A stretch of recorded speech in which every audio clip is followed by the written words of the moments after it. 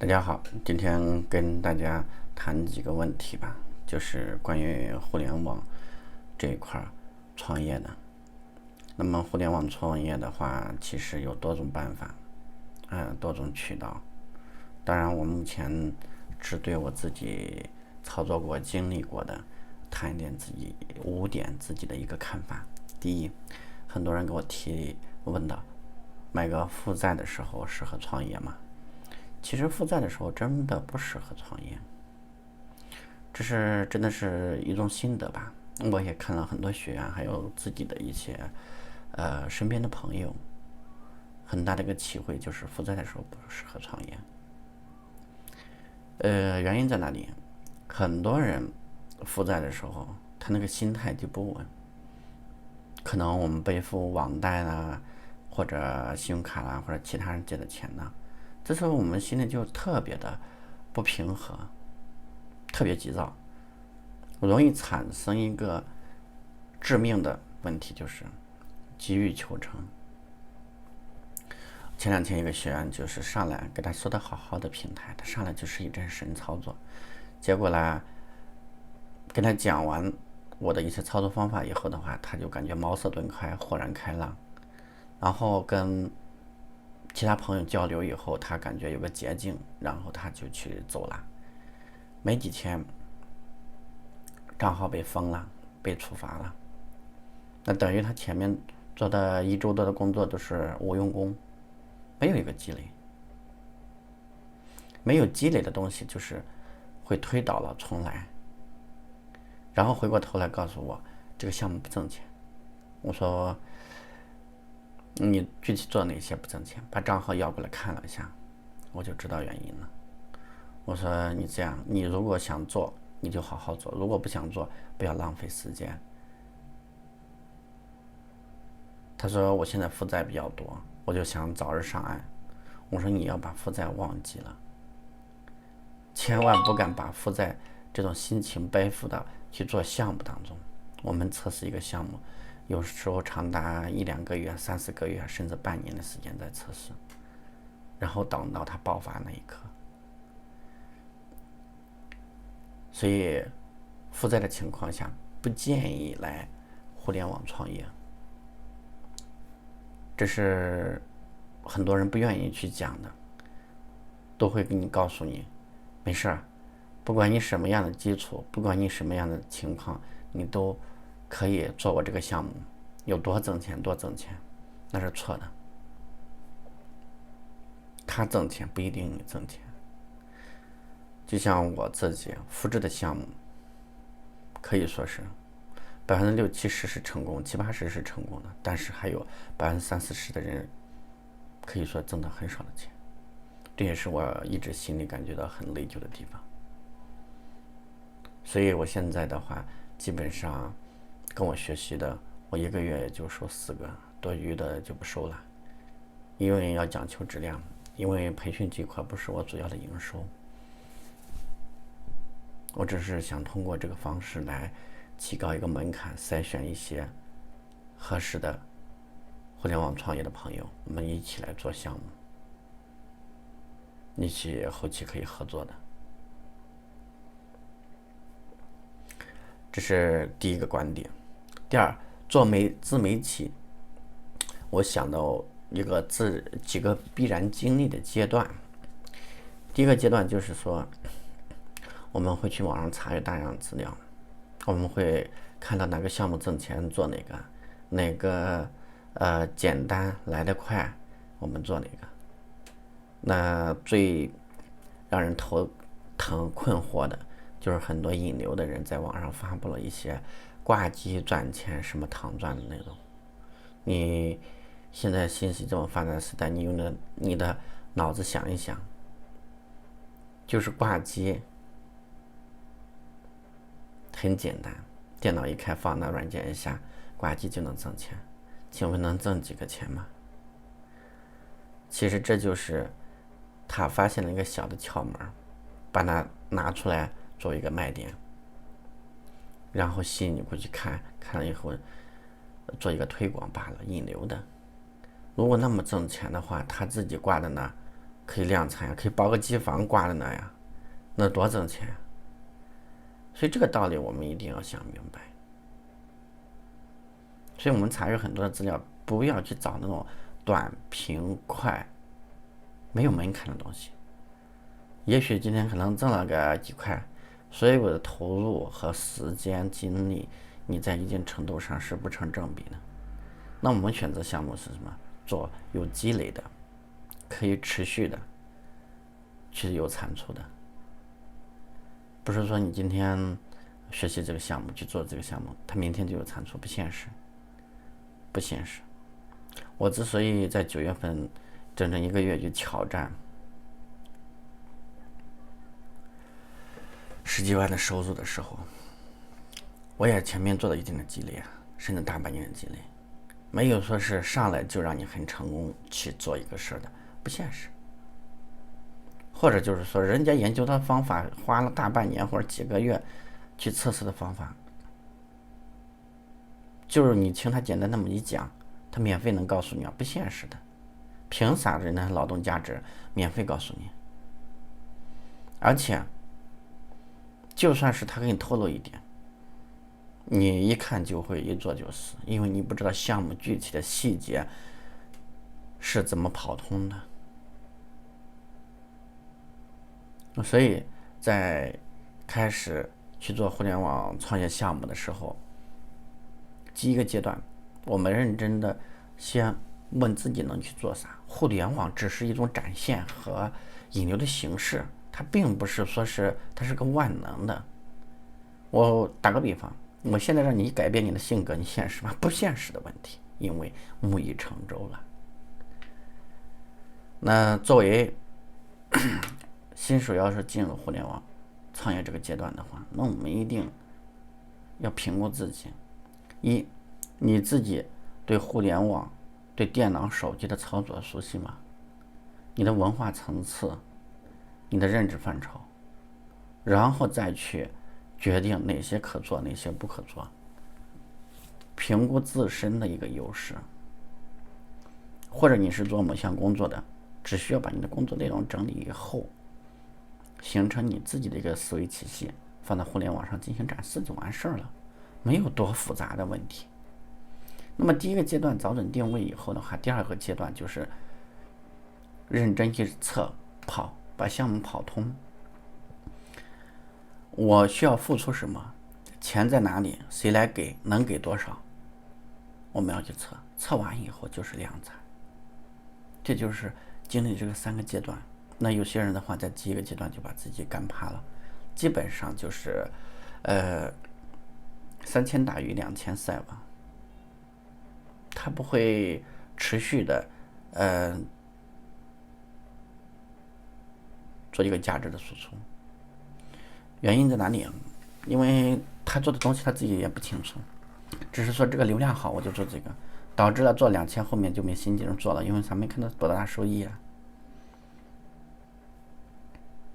说白了，我一直在做 Google AdSense， 那么刚开始收益也是很低的，甚至我都觉得买服务器的钱都不够我挣的钱。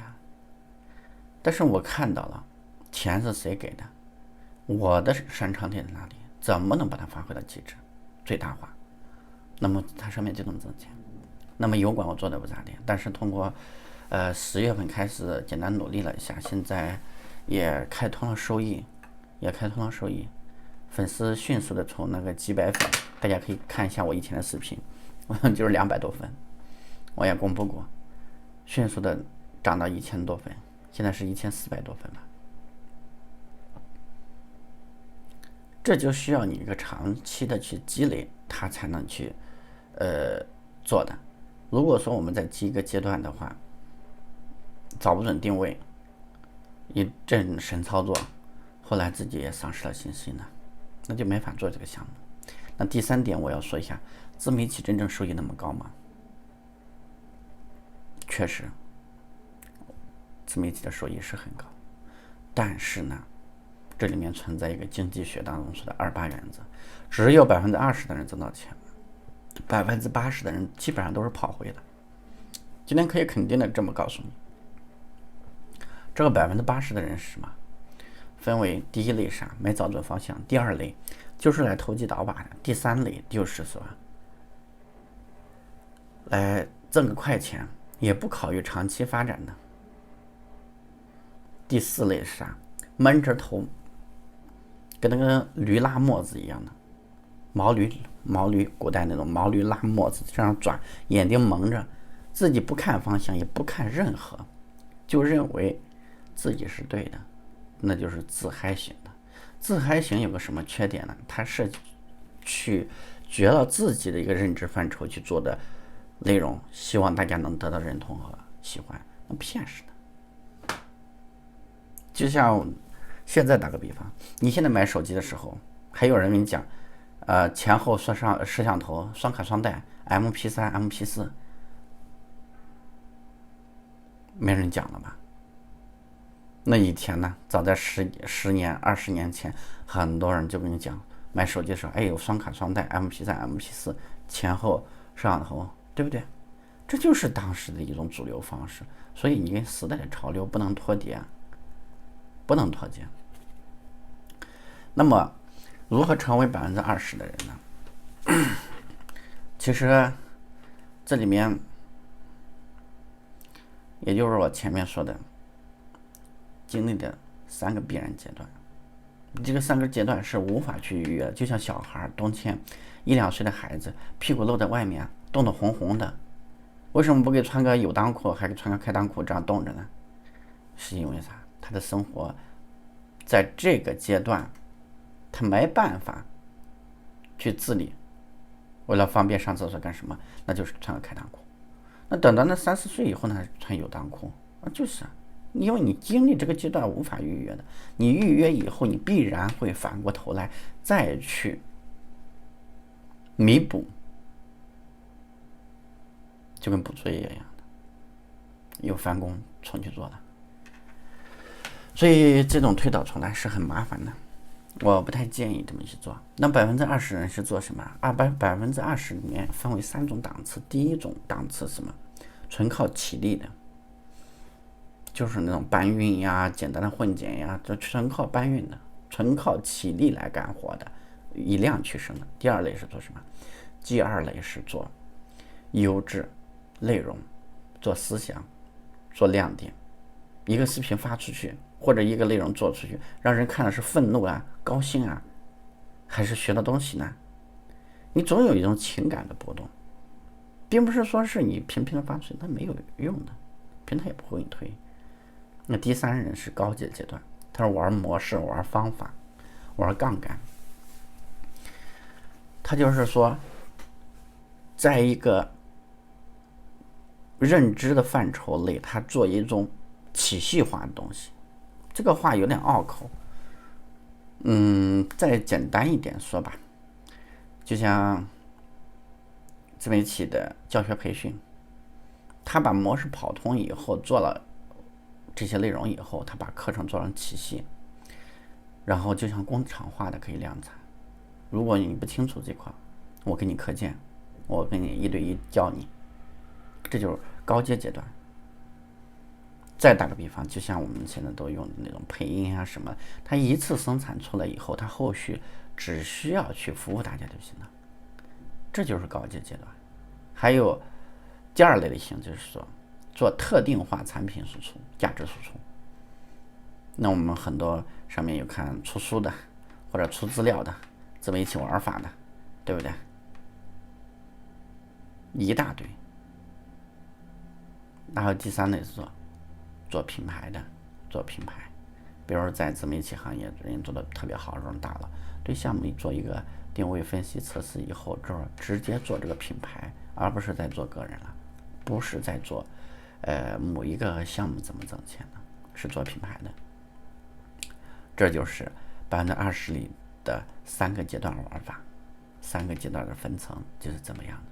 那么20%里面有的做得好的话，年入上百万都是很简单的事儿，不是那么复杂。但是做不好的话，一年就几万、10万、20万、30万、50万的也没有，也不等，也没有多少。哎呀，我经过自己也是跨行业过来的，真的是9月份、10月份是我真的特别辛苦的时候，特别辛苦，一天也就睡几个小时吧。那时候是挣了点钱，但是特别辛苦。后来11月份的话，逐步学生也多，我就把项目交出去了。这个话说来长了，就简单提到这儿，咱们言归正传。然后第4点，很多朋友问我有没有捷径呀？麦哥能不能迅速赚点钱？我说是这个没有捷径。其实最快的、最好的捷径就是正向积累。正向积累是什么？今天是1，明天是2，后天是3，外后天是4，再外后天是5。那么我们1周下来就是7，把这样逐步的这个量就会增加了，那么收益逐步也就是会增加的。这就是正向积累。那么很多人神操作，不懂规则，不懂平台，那么神操作就会出现一个问题啊，要么你把账号干死，要么账号平台把你干死，你就没信心再干了。就这么简单，捷径就在这儿。那说到捷径这里，我们千万在我刚刚说的第2条上，在自媒体经历的这个阶段上，去找准定位的时候，千万可不敢再去找到那些引流的。我负债200万或者50万，信用卡刷爆了，各种负债，各种那个，通过做某某项目后，我半年3个月还清所有负债，买房买车了。这都是引流的。他要买房买车，你让他去买他的房，买他的车，还他的负债，你还是脚踏实地的。因为啥？我很多学员都给我反馈，就是发一堆资料过来，你去看吧，就这样。那我就是啥？我能看资料都全部搞明白了，能去复制了，这项目没门槛了，都能去复制了，能去做了，我还得学啥呀？很多就是跑不通了，看了资料，看得茅塞顿开，豁然开朗，恍然大悟，结果一做就死了，都是典型的特点。然后自己身上仅剩的那点存货也被搜刮走了，割走了。他的项目盈利点在哪里？就是卖培训资料，就是割你的韭菜。割完韭菜以后的话，这就是他的收获呀。当然咱们不能否定大部分培训还是好的，那就有些确实是特别头大的。前几天有人找到我，让我给他公司做这个培训讲师和课程研发，我说我做不了，薪酬待遇也是很 OK 的。因为啥？那种东西的话，如果是个好项目，我们对不是所有人都能去做好的，这是我最大的感触。就像我刚开始说的，我自己研究的项目，自己跑通的项目，我给我的一些学员，他也有失败的，这是很多人不愿意讲出来的话。那么我呢，就一句话，踏踏实实，实实在在做人，实实在在做事，把这个问题给大家讲出来。当然我也会通过我的方法和新项目持续会跟踪这些学员没有做好的学员，如果这个项目不成功，我会再免费让他再去做其他项目，都是一定让他能挣到钱，这是我的初衷。不然的话，说白了，我要你那几个学费放着我也闹心呀。然后第5个，做什么样的题材迅速能火起来？我相信这个视频有点长，你看到现在的话已经是很想去做项目了。那么做什么样的内容容易火起来？就是做你自身擅长的。为什么呢？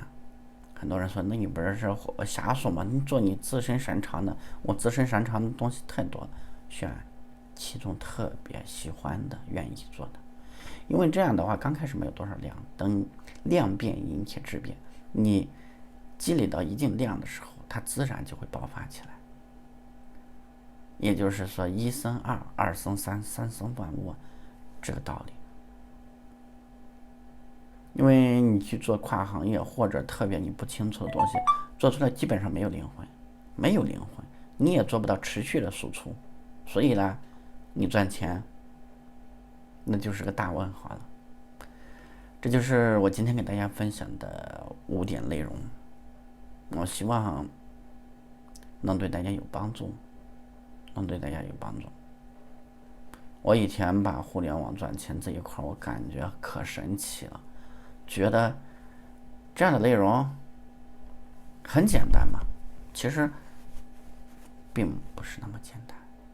所以我的每一个学员的话，我都会问你什么样的情况，你给我介绍一下，你现在主业是什么，有没有负债等等一系列，我就要做一个深度的调研，然后我才能确定了。前阵子也拒绝了一些朋友，